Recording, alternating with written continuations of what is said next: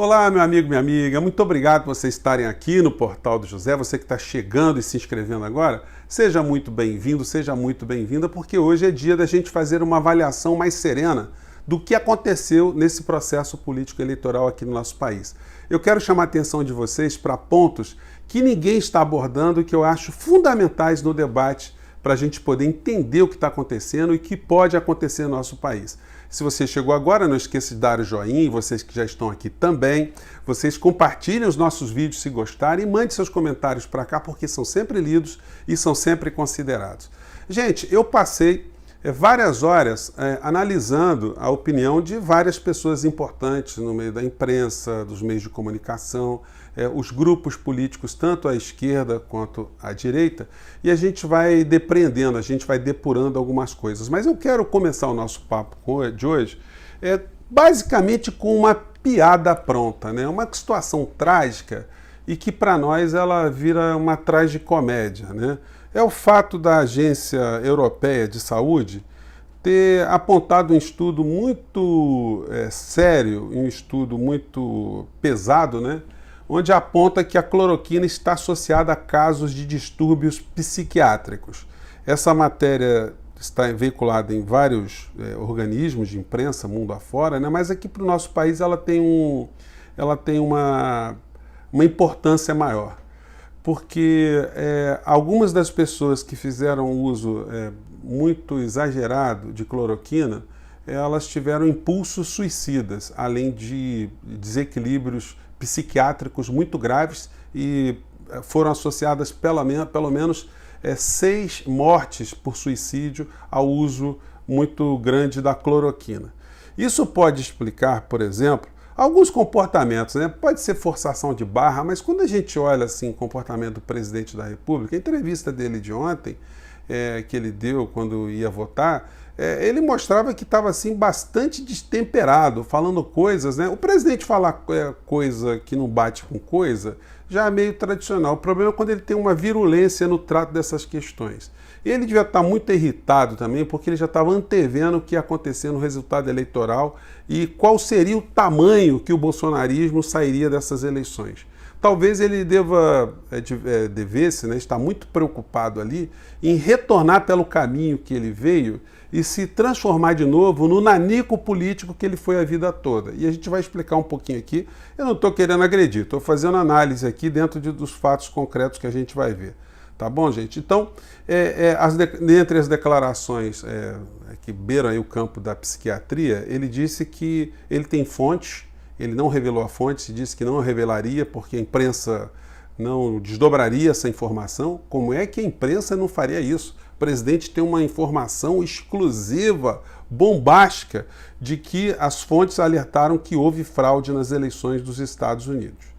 E mais do que isso, né? Aí ele partiu de novo para agredir a China, e dizendo que a China precisa muito mais do Brasil do que o Brasil da China. O pessoal do agrobusiness aqui no Brasil deve estar querendo internar o Bolsonaro o mais rápido possível, retirá-lo do poder também o mais rápido possível.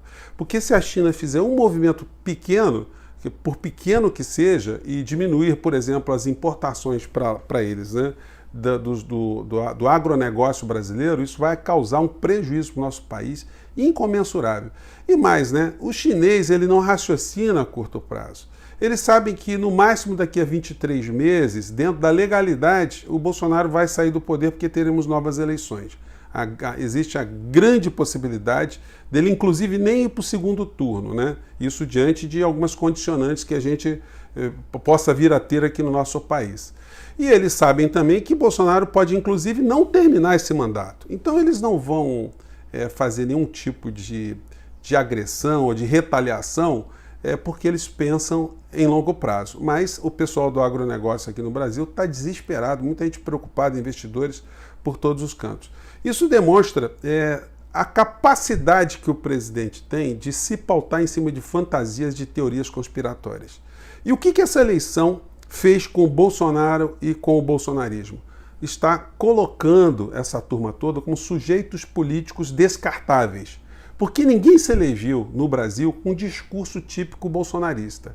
Quem aderiu a esse discurso negacionista, o discurso do confronto, de transformar adversário político em inimigo, se deu mal. Foi assim com Russomano lá em São Paulo, com várias candidaturas no Brasil inteiro. E aqui no Rio de Janeiro, com o bispo da Igreja do Reino Universal, o Marcelo Crivella. Aqui no Rio de Janeiro teve uma situação bem emblemática, porque o Rio de Janeiro se transformou num laboratório da Igreja Universal do Reino de Deus, onde o Edir Macedo colocou o seu sobrinho, Marcelo Crivella, como candidato. Ele se elegeu aqui no Rio de Janeiro para a prefeitura. E ontem aqui no Rio de Janeiro teve panelaço, teve gente indo para a janela, gritando fora Crivella, fora Bolsonaro. A percepção que a gente teve é como se o carioca tivesse conseguido colocar para fora de uma sala um bode mal cheiroso, né? Em forma humana. As pessoas conseguiram se livrar de um bode, de uma pessoa que quis fazer da política aqui no Rio de Janeiro uma base do crescimento de uma igreja específica do mundo neopentecostal. Se deu muito mal, teve muitos adversários no meio dessa história e o Eduardo Paes ganhou muito mais pela rejeição a esse tipo de pensamento político do que pelas suas qualidades propriamente ditas. Aliás, ele vai ter que enfrentar vários processos aí pela frente ainda, quando assumir a prefeitura do Rio de Janeiro. Mas eu quero chamar a atenção de vocês para como o discurso civilizatório ele ficou preponderante nessas eleições. Você viu a declaração do Covas lá em São Paulo e foi muito interessante. Devia ter um bolsonarista ali no meio que levantou alguma questão relacionada a Boulos e ele fez uma fala muito interessante e positiva quando ele disse que o Boulos foi o seu adversário político, não era inimigo dele, não era inimigo de ninguém. Então isso coloca o debate político no âmbito da civilização, de você discordar de pautas, de comportamentos políticos, de prioridades políticos, de comportamentos éticos, comportamentos morais do governante na condução da coisa pública. Isso foi muito positivo. O Boulos ter ligado para o Covas, reconhecendo também a sua vitória, foi uma coisa muito bacana, uma coisa importante. É assim que as coisas funcionam. Agora, a gente está vivendo num mundo, né, segundo as fontes do presidente da República, uma situação onde o presidente derrotado lá não reconhece a vitória do outro. E aí os conspiracionistas do mundo inteiro e aqui no Brasil, principalmente, ainda estão nas redes, gente. Eles acreditam que o Trump vai virar esse jogo, que teve fraude lá. É o mesmo agente que tem as fontes aí do presidente da República. Então, o centro aqui no nosso país acabou tendo o centro conservador, vamos dizer assim, conservador e economicamente voltado ao liberalismo, aos negócios, esse saiu vitorioso. Portanto, essas eleições municipais nesse âmbito não vão fazer nenhum tipo de alteração para o nosso país. As eleições para prefeitos vão colocar pessoas mais civilizadas, que sabem conversar. A gente tem pessoas, inclusive da esquerda, como Edmilson, lá em Belém do Pará, que fez um discurso muito bacana também, que a sociedade não deve estar fraturada, que ele vai ser o prefeito de todos os belenenses, enfim. É assim que a política tem que ser orientada ou ela deve ser reorientada. Esse fortalecimento do Centrão, ou das forças ao redor do Centrão, mostraram que Bolsonaro é um pigmeu político. Todas as pessoas que se elegeram com ele em 2018, naquela onda, estão condenados a não terem futuro político no nosso país. É só lembrar, né, que o Wilson Witzel foi eleito nessa onda. Aqueles deputados fortões que quebraram placa com o nome de Marielle, eles não vão poder ficar quebrando placa a vida toda. Esse troço aí tem prazo de validade. Então, muita gente se elegeu nessa onda e muita gente não vai conseguir futuro político. Porque se fosse assim, o Bolsonaro teria feito, pelo menos, entre os seus deputados federais, vários prefeitos em várias cidades aqui no nosso país. E todos eles, politicamente, tiveram um desempenho pífio. E como nós já advertimos, essa derrocada do bolsonarismo vai redundar muitos processos judiciais lá na frente. Vai ter muita gente presa no meio dessa história se Bolsonaro ainda terminar, quer dizer, não conseguir terminar o seu mandato, que ainda corremos essa possibilidade de ou ter um julgamento no TSE com cassação da sua chapa, que eu acho bem remoto, mas o mais provável é que ele seja mantido no poder, porque Na verdade, quem governa o Brasil é Paulo Guedes e os deputados do Centrão, que estão preocupados apenas em fazer negócios. Ninguém está preocupado com o Brasil, ninguém está preocupado com o povo brasileiro. A gente vai ter no ano de 2021 um ano muito difícil, porque nem o orçamento da União ainda foi votado.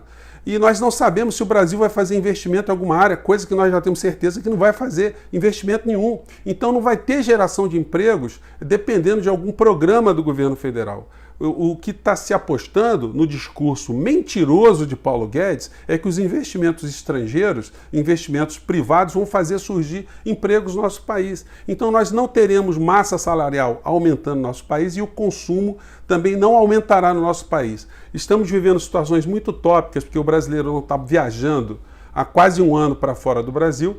Então, no campo do turismo, a gente está tendo uma circulação maior na economia nesse particular. E algumas prestações de serviço e alguns atos de sobrevivência econômica de muitas pessoas. Mas o Brasil continua desindustrializado, sem nenhum tipo de projeto econômico transformador no nosso país, investimento zero em educação, investimento zero em ciência e tecnologia. Enfim, nós temos gente pendurada no governo, numa boquinha, principalmente os militares estão dentro desse governo, gente incompetente como o ministro da Saúde, que ninguém vê mais em lugar nenhum. Essa gente está ganhando seu dinheirinho para ajudar a entregar o nosso país. São todos auxiliares de Paulo Guedes. Então, o que sobrou no meio dessa discussão toda, e aí já entrando pela avaliação dos quadros da esquerda, hoje eu assisti alguns programas, inclusive lá na TV 247, e eu percebi uma coisa muito interessante. Uma autocrítica de erros que foram cometidos pela esquerda, especificamente pelo PT. Eu vi o Breno Altman, aliás, quase todos ali estavam percebendo, porque também foi uma derrota muito grande da esquerda no plano geral, se a gente for considerar também que quem ganhou mais foram essas forças do centro político, do centro econômico, ou centro liberal. A esquerda também perdeu, sobretudo o PT, porque era a força mais prevalente dentro das esquerdas e saiu bastante esvaziado nesse processo, não conseguindo eleger nenhum prefeito. É lógico que cada um tem uma forma diferente de avaliar os resultados eleitorais e as pessoas têm uma tendência natural de sempre encontrar algo positivo no meio dessa tragédia toda que a gente está vivendo. Mas o que eu percebi na avaliação deles ali é que houve uma crítica, inclusive velada, ao ex-presidente Lula.